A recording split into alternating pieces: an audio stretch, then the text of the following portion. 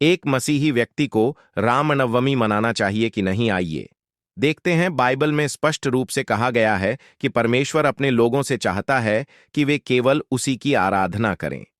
पुराने और नए नियम में इसके कई संदर्भ मिलते हैं। तो आइए जानते हैं कि बाइबल हमें रामनवमी के बारे में क्या कहती है। परमेश्वर के अलावा किसी और की पूजा नहीं करनी चाहिए। निर्गमन अध्याय 20, 3 से 5 कहता है, तू मुझे छोड़ दूसरों को परमेश्वर करके न मानना। तू अपने लिए कोई मूर्ति खोदकर न बनाना, न किसी की प्रतिमा बनाना जो आकाश में या पृथ्वी पर या पृथ्वी के जल में है।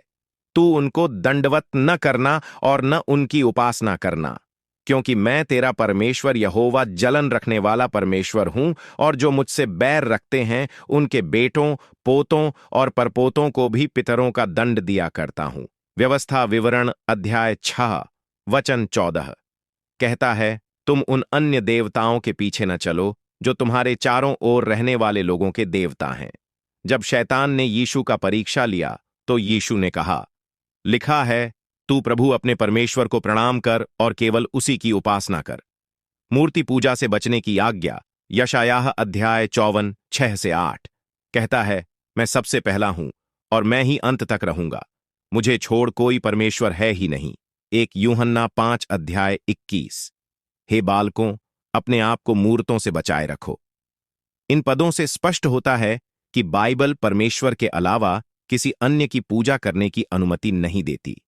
1 कुरिन्थियों अध्याय 10, 20 जो बलिदान अन्य जातियों के लोग चढ़ाते हैं, वे उन्हें परमेश्वर के लिए नहीं बल्कि दुष्टात्माओं के लिए चढ़ाते हैं, और मैं नहीं चाहता कि तुम दुष्टात्माओं के सहभागी बनो।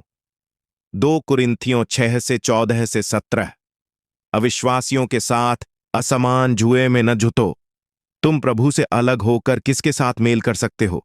इसका अर्थ यह है कि यदि कोई त्योहार किसी अन्य देवता की पूजा से जुड़ा है तो एक सच्चे मसीही को उसमें भाग नहीं लेना चाहिए। यह आयत हमें व्यक्तिगत विवेक और आत्मा की अगुवाई के अनुसार निर्णय लेने के लिए प्रेरित करती है।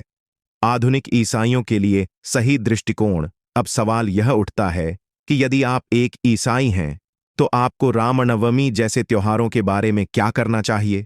अगर आप इसे धार्मिक रूप से देखते हैं, यदि आप मानते हैं कि रामनवमी एक धार्मिक पर्व है और इसमें भाग लेने से आपकी आस्था पर प्रभाव पड़ेगा, तो आपको इससे दूर रहना चाहिए। यह बाइबल के उस आदेश का पालन करना होगा जिसमें कहा गया है कि हमें किसी अन्य ईश्वर की आराधना नहीं करनी चाहिए।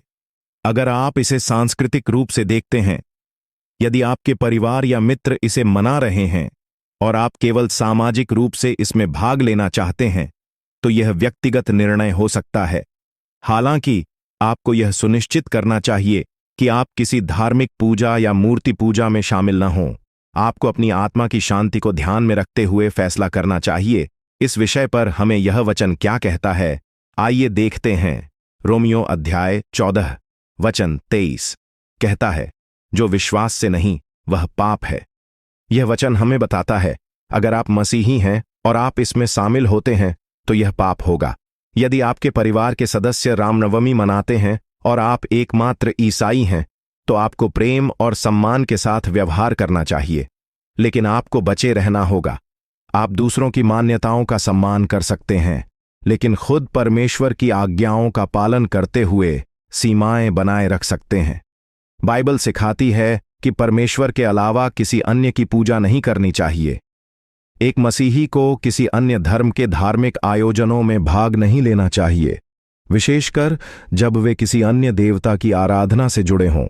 हमें प्रेम और सम्मान के साथ दूसरों के विश्वास को समझना चाहिए, लेकिन अपने विश्वास से समझौता नहीं करना चाहिए। यदि आप एक सच्चे मसीही हैं और यीशु मसीह में पूर्ण विश्वास रखते हैं, तो आपको प्रार्थना करनी चाहिए और परमेश्वर से मार्गदर्शन मांगना चाहिए। बाइबल कहती है, याकूब अध्याय 1 वचन 5, यदि तुम में से किसी को बुद्धि की घटी हो तो परमेश्वर से मांगे, जो बिना उलाहना दिए सबको उदारता से देता है, और उसको दी जाएगी। अगर आपको इसके विषय में कुछ समझ में नहीं आ रहा है तो अपने अगुआ या कि अन्य विश्वासी से पूछे। आज के लिए इतना ही, मिलते हैं किसी अगले वीडियो में। इसी तरह मसीही जानकारी आपको चाहिए तो चैनल को सब्सक्राइब कीजिए। जय यीशु की।